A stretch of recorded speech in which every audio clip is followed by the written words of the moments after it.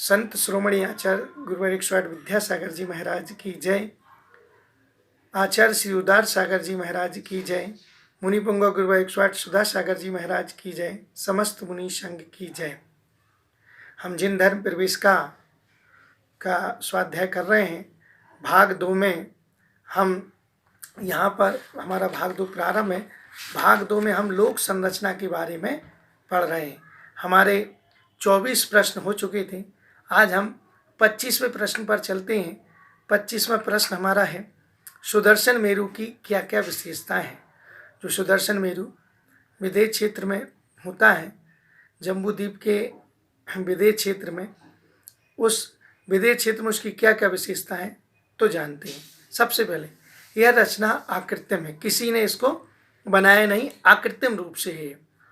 सुदर्शन मेरु विदेह क्षेत्र के ठीक मध्य में है, बिल्कुल ठीक सेंटर पॉइंट में बिल्कुल है। सुदर्शन मेरु के चारों ओर भद्रशाल, नंदन, सोमनस और पांडुक वन है। इस प्रकार से चारों ओर भद्रशाल, नंदन, सोमनस, पांडुक वन है। मूल में भद्रशाल वन है, सबसे नीचे मूल में भद्रशाल। इसके 500 योजन ऊपर जाते हैं तो नंदन वन आ जाता है। फिर उससे ऊपर 62,500 योजन ऊपर जाते हैं तो फिर सोमनस वन आ जाता है। और फिर उससे 36,000 योजन ऊपर जाते हैं तो पांडुक वन आ जाता है। ऐसा क्रम से चारों वन उस सुमेरु पर्वत पर क्रम वाइज हैं। इन वनों में मंदार, आम्र, केले आदि के अनेक सुंदर वृक्ष लगे हुए हैं। बड़े सुंदर सुंदर वृक्ष वहाँ पर लगे हुए हैं। सुदर्शन मेरु पृथ्वी से 99,000 योजन ऊंचा, अपन जहाँ जिस पृथ्वी पे, इससे 99,000 योजन ऊपर है। और कहते हैं 1,000 योजन गहरा, मतलब उसकी नींव 1,000 योजन उसकी नींव, और 40 योजन की उसकी चूल का, सबसे ऊपर है चूल का विस्तार वाला है। अर्थात कुल मिलाकर 1,40,000 योजन का वह ऊंचा है। पर्वत की चोटी पर पांडुक, फिर पांडु कमला, फिर रक्ता और रक्त कमला, ये शिलाएं क्रम से बनी हुई हैं। इन शिलाओं के पास सौधर्म और ईशान इंद्र बैठने के लिए के आसन बने हुए हैं। इन शिलाओं पर सौधर्म और ईशान आदि इंद्रों के बैठने के आसन बने हुए हैं।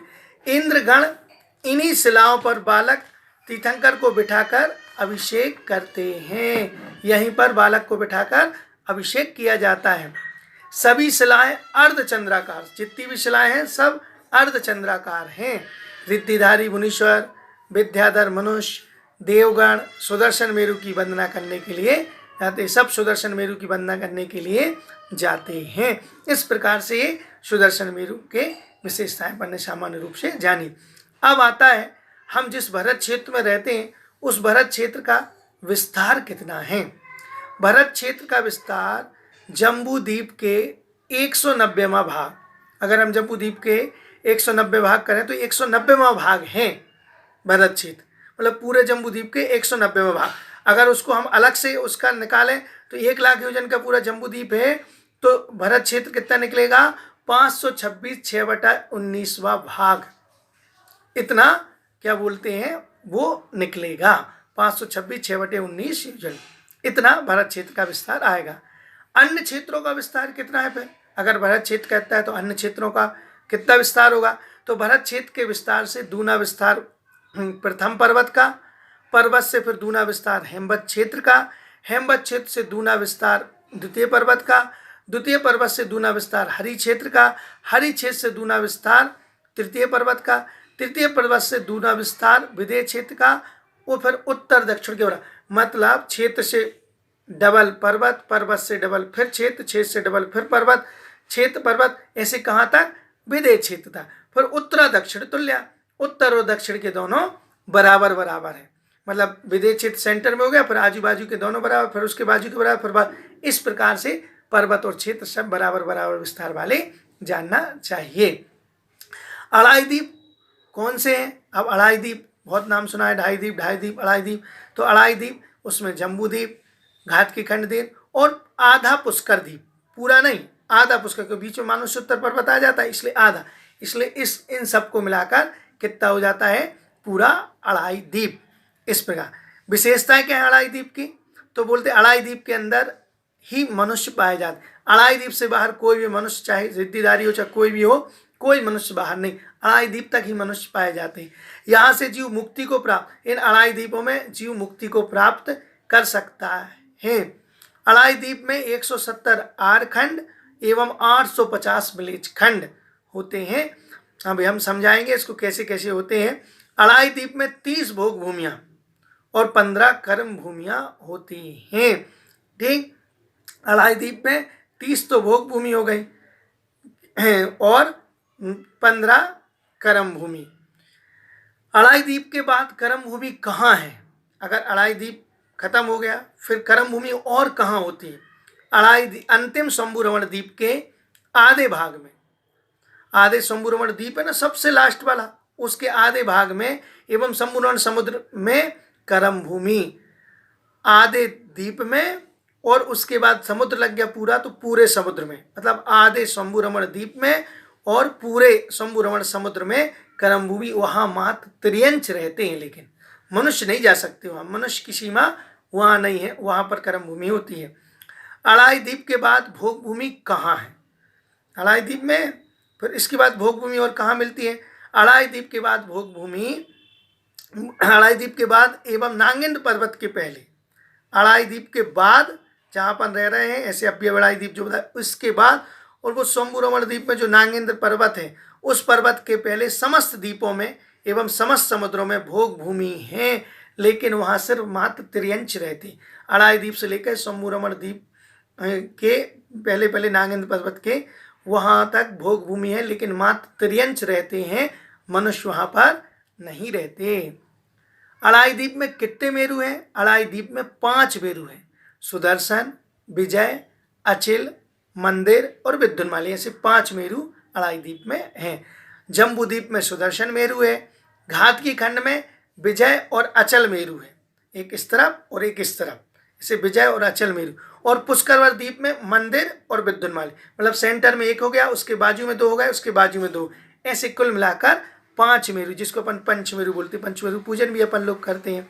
ठीक, अब आता है सिद्ध क्षेत्र का विस्तार कितना है। जो सिद्ध क्षेत्र है ना ऊपर जहाँ सिद्धालय वहाँ, तो सिद्ध क्षेत्र का विस्तार 45 लाख योजन प्रमाण है।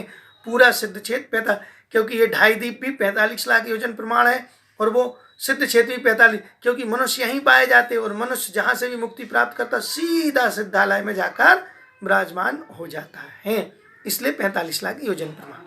नंदीश्वर द्वीप कहाँ है? मध्य लोक में असंख्यात द्वीप और समुद्र हैं, जिसमें 7 द्वीप और 7 समुद्र के बाद 8वां द्वीप आता है नंदीश्वर द्वीप।